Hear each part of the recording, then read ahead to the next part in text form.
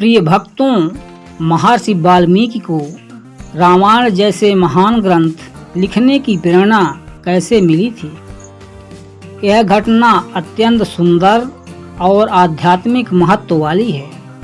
आइए इस प्रेरणादायक प्रसंग को पौराणिक कथा के रूप में विस्तार से समझते हैं। महर्षि वाल्मीकि न केवल रामायण के रचयिता थे, बल्कि वे भारत के प्रथम कवि, आदि कवि के रूप में भी प्रतिष्ठित हैं। उनका जीवन इस बात का साक्षात प्रमाण है कि कोई भी व्यक्ति अपने कर्म, भक्ति और तपस्या से महानता प्राप्त कर सकता है, चाहे उसका प्रारंभिक जीवन कैसा भी क्यों न रहा हो।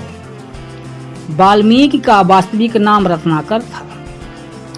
उनका जन्म एक ब्राह्मण परिवार में हुआ था, लेकिन बचपन में वे जंगल में भटक गए और शिकारियों, भीलों के बीच पले बढ़े। बड़े होकर वे शिकार और लूटपाट को ही जीवन का साधन मानने लगे। वे राहगीरों को लूटते और उनका धन अपने परिवार के पालन के लिए इस्तेमाल करते थे। इस तरह रत्नाकर एक डाकू बन गए, जो समाज में अधर्म और भय का प्रतीक बन चुके थे।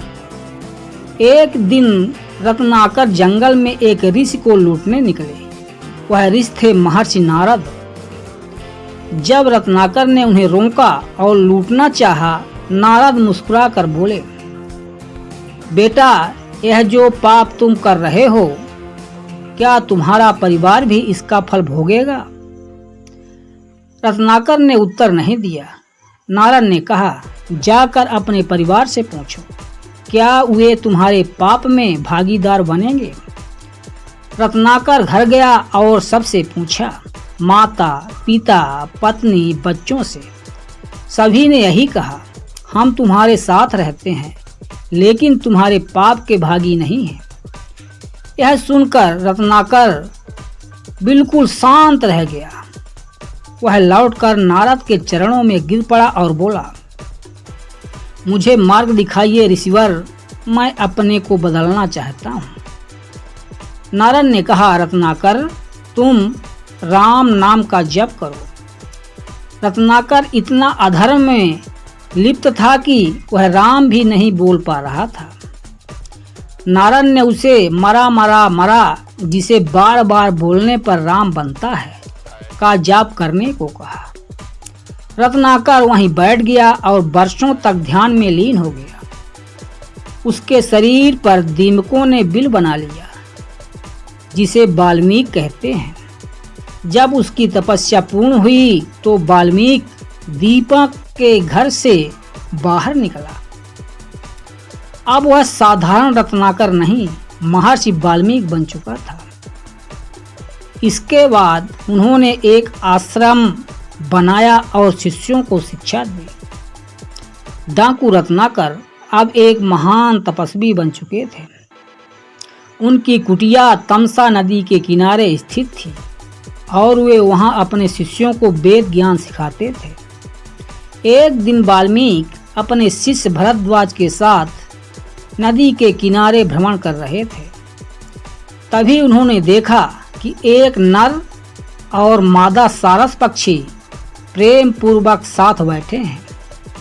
तभी एक शिकारी ने नर पक्षी को मार गिराया और मादा पक्षी करुण स्वर में विलाप करने लगी। इस हृदय विदारक दृश्य को देखकर महर्षि वाल्मीकि के मुख से एक श्राप और साथ ही एक छंद निकला, मां निषाद प्रतिष्ठाम त्वं गमः शाश्वतीः समाः यत क्रौंच मिथुनादेकम अवधीः काम मोहितम।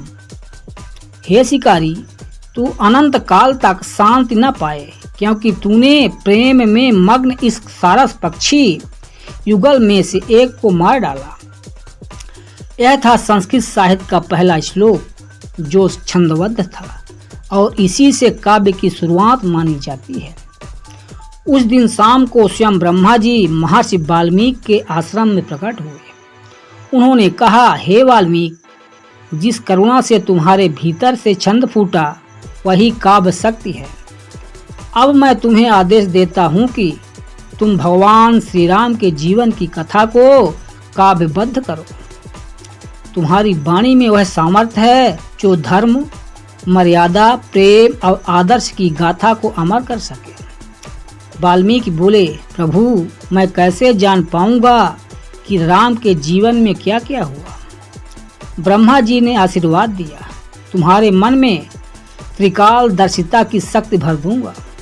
तुम जो कुछ लिखोगे वह सत्य, पवित्र और दिव्य होगा। यही रामायण कहलाएगा और जब तक यह सृष्टि है तब तक इसका यश अमर रहेगा। ब्रह्मा जी के जाने के बाद महर्षि वाल्मीकि ध्यान में लीन हुए और राम के संपूर्ण जीवन को अपनी आत्मिक दृष्टि से देखा।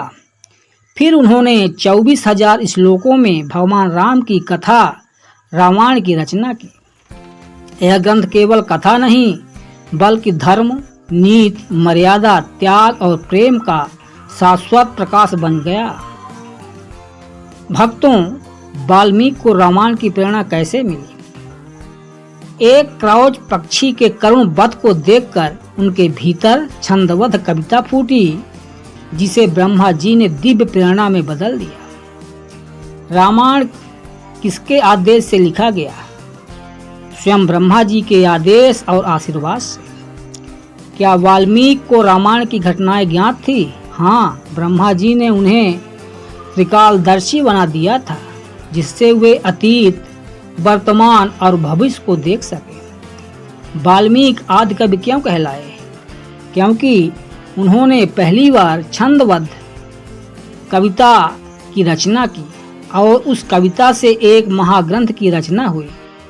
वाल्मीकि का जीवन संदेश क्या है?